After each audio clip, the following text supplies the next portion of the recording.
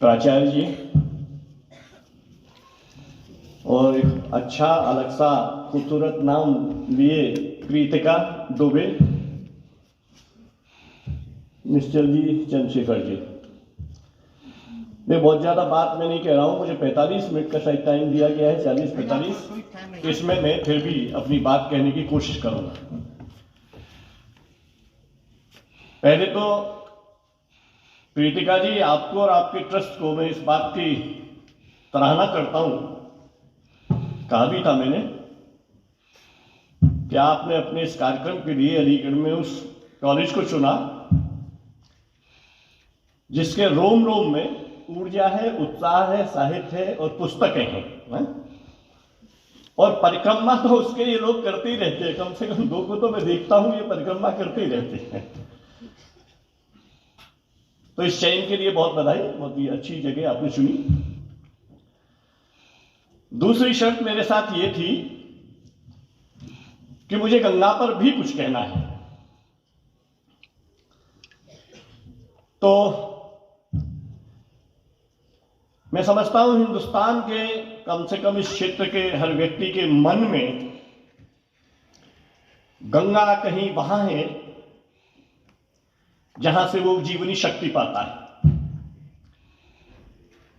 आज गंगा को हम जिस रूप में भी जानते, पहचानते, मानते हैं, इस पीढ़ी को मालूम है और उससे पहली पीढ़ी को तो खैर मालूम ही है कि गंगा के बिना जिंदगी में कोई काम कभी उस पूरी दुनिया का हुआ, हमारे हिस्से का हुआ ही नहीं है। हर चीज उससे मनौती मांगकर, हर चीज उसकी पूजा करके। और एक मजेदार बात यह है कि गंगा तब हर आदमी की गंगा थी, उसमें हिंदू, मुस्लिम, ईसाई नहीं थे, है ना।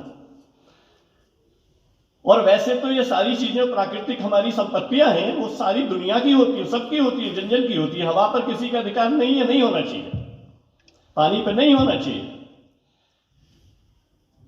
लेकिन जो भी जैसे भी है, आप जानते हैं कि उस पवित्र जीवनदायिनी मैंने गंगा के लिए पूरी श्रद्धा के बावजूद मैं ये कहना चाहता हूं, इतना गंदा किया है हम लोगों ने, इतना गंदा किया है उसको, इतना गंदा किया है कि सरकारों पे सरकारें खरबों पे खरबों रुपए लुटा रही हैं और उसके बाद भी वो शुद्ध नहीं हो पा रही। और शायद किसी देश और जनता के जीवन में इससे शर्मनाक कोई स्थिति नहीं होती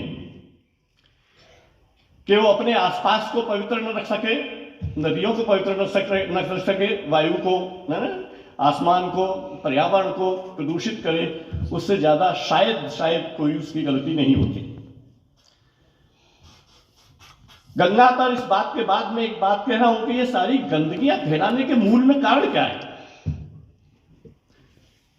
कारण यह है कि जो हमारे मन का जो भीतर का हिस्सा है, जो हमारे मन की चेतना की गंगा है, उसमें लगातार मैल इकट्ठा होता जा रहा है, लगातार मैल इकट्ठा होता जा रहा है। हम उसे गंदी कर रहे हैं, उसे मैली कर रहे हैं, और उसी का परिणाम है आप देख रहे हैं कि सारी गंदगी का अगर सबसे ज्यादा असर आज किसी पर है तो दुनिया भर के बच्चों पर है, बच्चों पर है। आपने कभी सोचा है बच्चे क्रूर होते जा रहे हैं? आपने सोचा है बच्चों में हिंसा बढ़ रही है?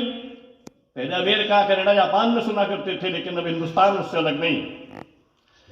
आप देख रहे हैं बच्चे अवसाद में गिरते हैं, देख रहे हैं आप बच्चे आत्महत्याएं कर रहे हैं, देख रहे हैं आप बच्चों पर इतना दबाव है, बच्चे इतने परेशान हैं, इतने हताश हैं, निराश क्यों हैं? शायद इसलिए कि हमने उनके बचपन को तरह तरह से छीनने की कोशिश की है। और बच्चे में ही क्रूरता नहीं बढ़ती जा रही, हम उनके प्रति इतने क्रूर हो गए हैं कि सच में मतलब आश्चर्य होता है कि हम इसी दुनिया के जीव हैं क्या? हम शैतान हैं, दानव हैं, क्या हो गए हैं? इंसान है कि नहीं है? अब गाजा को देख लें, आज इजराइल, जरा जरा से बच्चे जिनको कल्पना नहीं हो सकती कि युद्ध क्या होता है, बम में माता पिता खत्म हो गए, अकेले देख रहे हैं क्यों बम छूटा, क्यों मर रहे हैं हम, क्यों जल गए, उन्हें पता ही नहीं। सीरिया, इराक, आदमी की हैवानियत अगर आपको देखनी है, 2-2, 3-3 साल के बच्चों के साथ क्रूरताओं को देखिए, टुकड़ों में काट रहे हैं, मार रहे हैं, अजीब स्थिति है। यौन हिंसा, अजीब स्थिति है कि 6, 8, 10 महीने तुक है हमारी, इतनी गंदगी हमारे मनों में इकट्ठी हो गई। और उस गंदगी का परिणाम यह है कि जो ये बच्चे इतने मासूम, इतने निर्दोष, इतने भावुक, इतने अच्छे संवेदनशील हिस्से होते हैं जिंदगी के, ये आज लगातार तनाव में जी रहे हैं, लगातार हिस्सों को जी रहे हैं, लगातार एक अजीब सी अनिश्चितता, अजीब सी मुद्रा में, अकेलेपन में, उदासी में जी रहे हैं ना। तो मेरी चिंता कम से कम ये है कि ये जो हमारे मन के मैल इकट्ठे हो रहे हैं, हमारी चेतना जो गंदी हो रही है, गंगा से भी अधिक, और गंगा इन्हीं के कारणों से गंदी हो रही है। अगर हमारी चेतना ठीक होती, गंगा गंदी नहीं होती, हवा गंदी नहीं होती, हमें तमीज होती कि हम उसे पवित्र रखते, उसके उसी भाव से पूछते। कहानी जो चुनी, यह 3 लोग बैठे हैं जो बहुत पहले यहीं इसी विद्यालय में सुन चुके हैं, फिर भी उनसे कहूंगा अनसुना कर दें। मैं बच्चों पर लिखना आसान नहीं होता, बच्चों के लिखने उनके लिए लिखना भी आसान नहीं होता, लेकिन फिर भी मैं इस कहानी के माध्यम से कोशिश करना चाहता हूं कुछ कहने की। 40 मिनट में से 5 मिनट में अगर आप कहें तो मैंने बड़ी मेहनत की है आपके लिए। कल एक बहुत पुरानी चीज ढूंढी है, बच्चों पे ही भरवाया है, मुझ पे आता भी नहीं है ना, और मैं उसे पढ़ के आपको सुनाना चाहता हूं। कहानी भले ही आप न सुने, लेकिन अगर आप उसे सुनेंगे तो आपकी जिंदगी में एक अंतर आएगा, है ना। और मैं चाहता हूं कि आप उसे सुने। प्राचार्य जी, यहां बैठे लोगों में से हो सकता है कुछ की नजर उस पर से गुजरी हो, लेकिन मुझे बहुत कम उम्मीद है कि बहुत सारे लोगों ने उसे पढ़ा है। और बच्चों, कम से कम आप तो उसे जरूर सुनो, ढंग से सुनो। अब्राहम लिंकन का नाम सुना है ना, अमेरिका के कितने तेजस्वी और प्रतापी और प्रसिद्ध राष्ट्रपति रहे। उनका जब बच्चा छोटा सा 5 साल का पहली मर्तबा स्कूल में गया, पहली बार जानते हो, आपको याद है पहली बार जाने में स्कूल में कैसा लगता है ना। तो पहली बार जब बच्चा उनका गया तो पिता ने एक पत्र लिखा, वहां के प्राचार्य के, प्रिंसिपल के नाम या अपने शिक्षक के नाम। वो पत्र 150 साल पहले लगभग लिखा गया है और आज तक दुनिया में पढ़ा जा रहा है, और आज भी बासी नहीं हुआ है। आज भी इतनी बातें कहता है, इतनी चाहते हैं कि वो बच्चे की सारी जिंदगी के हिस्से को जीना चाहता है। तो मैं वो पत्र आपको पढ़ के सुना दूं अगर आप चाहें सुनना तो। बहुत लंबा नहीं है, 2 छोटे छोटे हिस्से हैं, और आप पढ़ेंगे सुनेंगे तो अच्छा लगेगा। और अध्यापक लोग भी अगर सुने यहाँ हैं तो उन्हें अच्छा लगेगा। मैंने नाम प्राचार्य जी सुना है कि नहीं पता नहीं। लिंकन का नाम, लिंकन का पत्र उनके बेटे के शिक्षक के नाम। इसमें लिखते हैं, वो शुरुआत करते हैं, सम्माननीय सर, मेरा बेटा आज पहली बार स्कूल जा रहा है, उसके लिए सब कुछ नया नया होगा, कृपया उसे सहानुभूति पूर्ण व्यवहार करें उसके साथ। यह नई यात्रा उसे महाद्वीपों के पार तक ले जा सकती है। हर ऐसी यात्रा में शायद युद्ध भी होते हैं, त्रासदी भी, पीड़ा भी। यह जीवन जीने के लिए उसे विश्वास, प्यार और साहस की आवश्यकता होगी। मैं जानता हूं कि इस दुनिया में सारे लोग अच्छे और सच्चे नहीं हैं।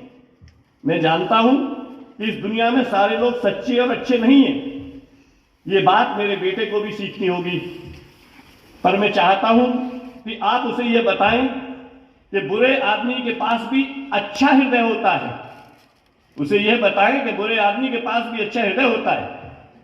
हर स्वार्थी नेता के अंदर अच्छा लीडर बनने की क्षमता होती है। मैं चाहता हूं कि आप उसे सिखाएं कि हर दुश्मन के अंदर एक दोस्त बनने की संभावना भी होती है।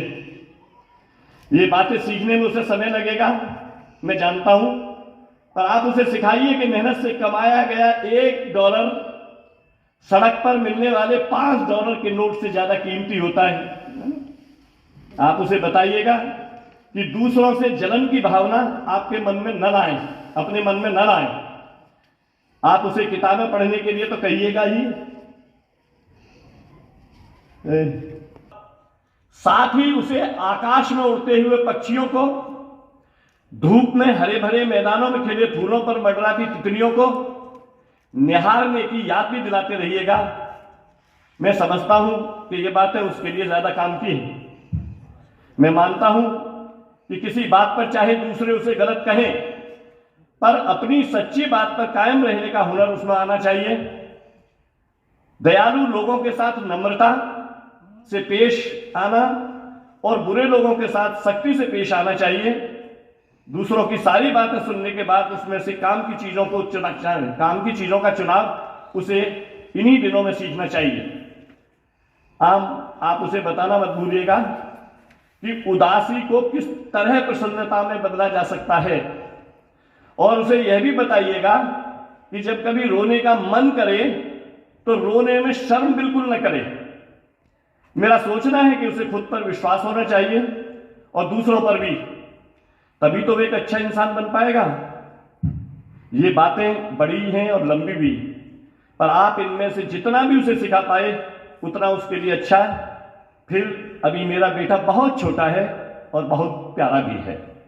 ये उनका पत्र है, पहुंचा आप तक, इसमें से कुछ पहुंचा? कैसा लगा ये पत्र आपको? लिंकन का बेटे के नाम, उनके शिक्षक के नाम लिखा हुआ, पहुंचा कुछ इसमें से आपके पास तक?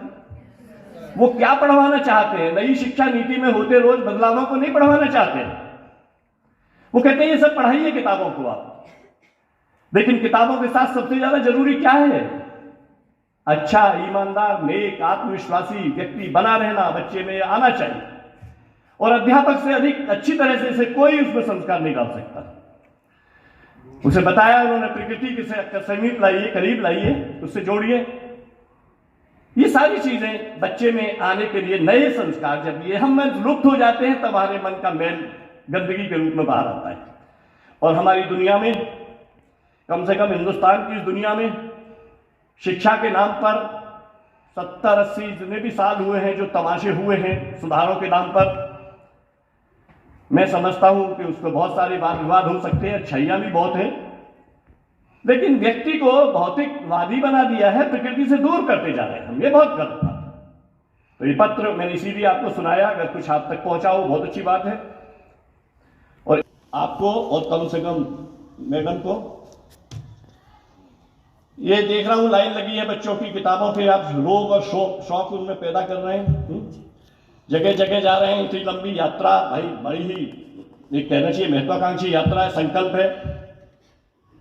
इसके साथ जितने भी हजारों को आप बच्चों को संस्कार दे सकेंगे, किताबें से जोड़ सकेंगे, बहुत बड़ी मेहरबानी होगी।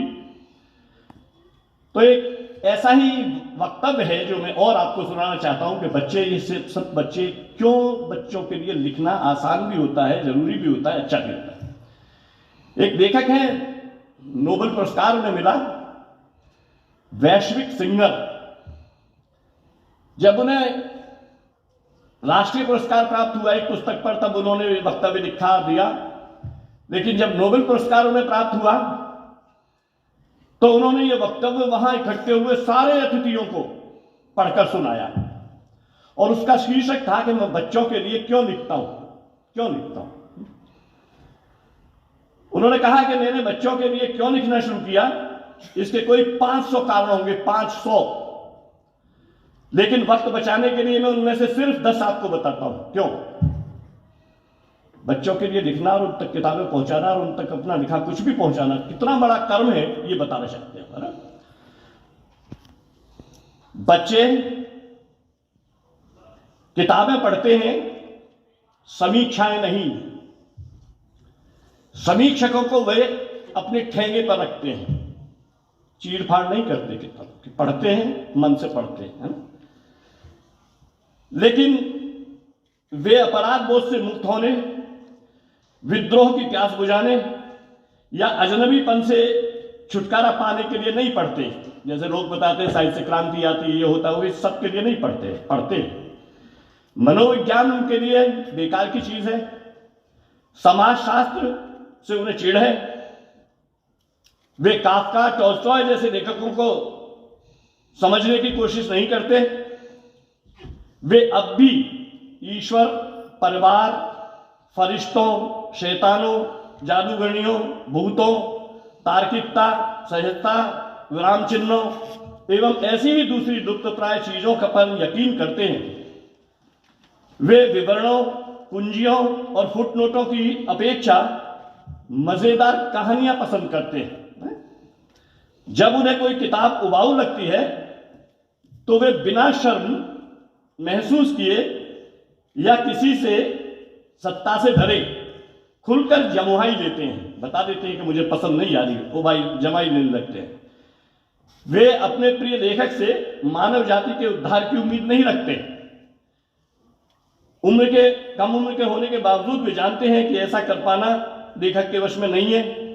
ऐसे बचकाने मुगालते सिर्फ वयस्कों को होते हैं। ये दोनों चीजें मैंने सिर्फ इसलिए पढ़ाई कि बच्चे कितने मन के सच्चे होते हैं, किस तरह से चीजों को ग्रहण करते हैं, किस तरह से सारी उम्र का जो प्रभाव, प्रेरणाएं, शक्तियां उन्हें मिलती है वो वहां से मिलती हैं, कैसे वो उन्हें पढ़ना चाहते हैं। ये मेरा मन था कि आप तक पहुंचे। मुझे अभी भी नहीं मालूम कि मैंने ठीक किया कि गलत किया।